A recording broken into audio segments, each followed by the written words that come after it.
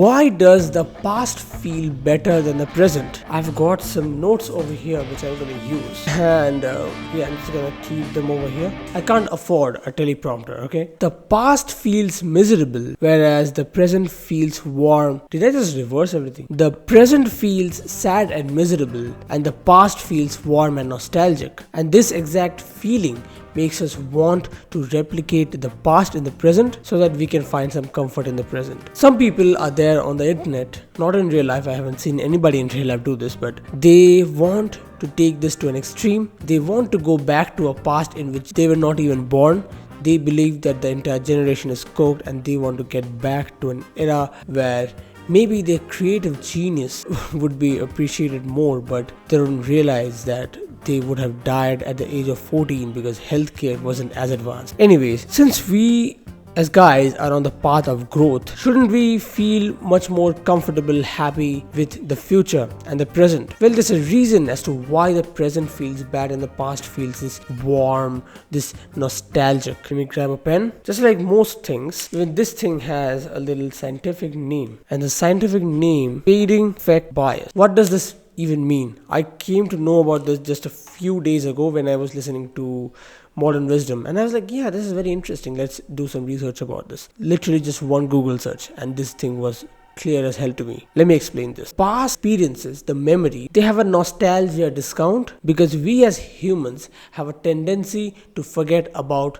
bad things after we are done processing them and remember the good things about the memory. This is basically fading effect bias. 2 years ago, or let me give you a more internet relevant example. So in 2016, a lot of people in 2026 are feeling nostalgic about 2016, right? In 2016, try and remember, be truthful and very objective, no emotional baggage. Try and think very clearly, right? You were probably facing some problems. You were probably facing some difficulties, some issues back then. Don't put this internet lens on. Just be real with yourself for a moment. Unless you have intentionally tried to remember the muck, the sadness, the misery of that era of your life, you forgot about it essentially. This is the fading effect bias. In the moment you're gonna feel something bad, after 2 to 3 months, your brain will done processing the bad, and then your brain will derive a learning lesson from the bad, and then the bad experiences, the bad memories will be repainted. They will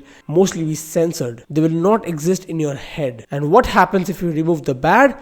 Only the good remains, and thus for the past you always feel this good emotion because your memory has been repainted by your brain so that the memory feels much more nostalgic and much less painful. Now, why does this happen? A very simple example can be explained for the women out there. Women doing childbirth, and of course currently there are a lot of surgical procedures where the woman does not feel any pain. Only after the delivery they do feel any pain. During the delivery, a normal delivery, the woman feels a lot of pain, massive unexplainable bouts of pain, right? Now, because they feel all this pain, isn't it very natural for them to not want to have another kid? Because they felt so much pain trying to deliver one kid. Wouldn't this much amount of pain, and it's like one of the most painful experiences a human can go through, this level of pain, after going through this, would a woman want to have another kid? The answer is yes, because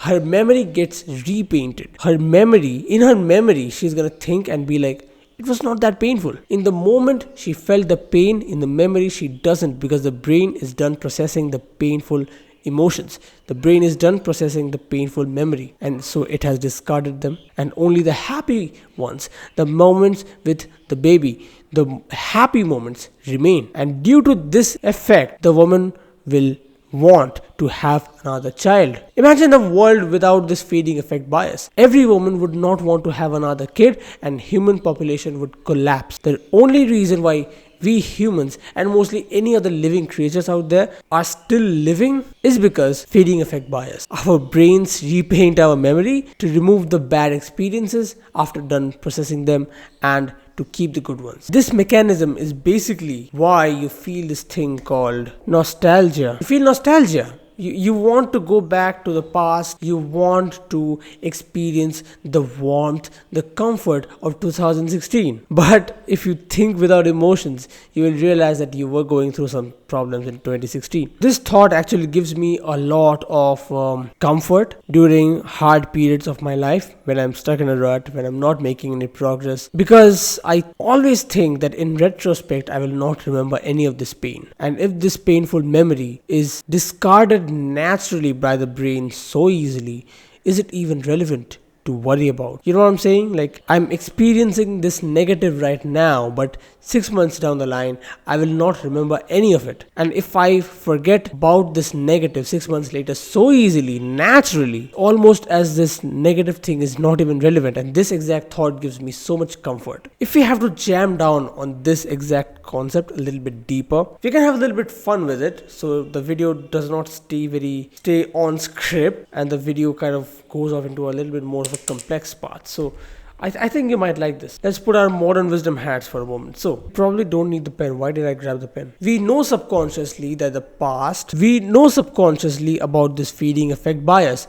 We know subconsciously that this feeding effect bias is going to remove all the negative memories that we have. Sitting in the present, right here, right now, you know that in the future, the problems that you are facing right now will become irrelevant, right? You know this subconsciously. I just put it in the conscious mind for you by talking about this in the video, but you always knew this subconsciously. The thing is, your past feels doubly as warm as now, because you know the present in the future in retrospect is going to feel much warmer, but you don't get to feel that warmth about the present now. You get to feel it only in the future. And since you are not reaching that warmth in the present very quickly, the only place that you have left to feel that warmth is the past, and that is why the past feels doubly as warm and cozy and comfortable and inviting. Okay, whatever. I've just made this video complex. If any of this made sense to you, thank God your brain is still working and you have a good attention span.